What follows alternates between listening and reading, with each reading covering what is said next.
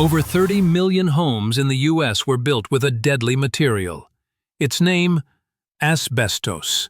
Silent, invisible. But decades later it returns as cancer.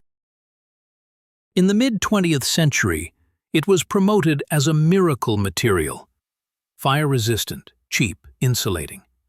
It was in walls, ceilings, even in the classrooms where children played. Asbestos fibers are microscopic, but once inhaled, they pierce the lungs.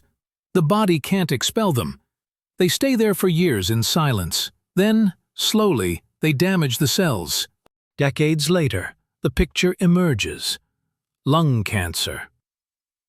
Mesothelioma, a rare but deadly cancer of the pleura. Scientists have clearly proven the link between asbestos and cancer. After the 1980s, the US and many countries banned asbestos. But here's the problem. Old houses are still standing.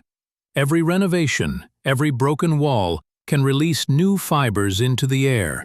But what about you? If you live in a US home built before 1980, chances are it contains asbestos. You can't see it with the naked eye. The quickest way to know is through a professional test kit and lab analysis. If asbestos is found in your home, don't panic. Rule number 1. Never try to remove it yourself. The greatest danger comes when fibers are released into the air.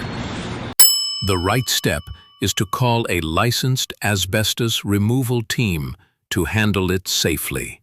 Asbestos is one of the greatest silent health crises in history.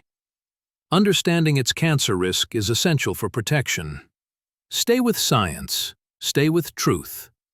Subscribe to Metabolic Truth and discover the hidden triggers of cancer in our next video.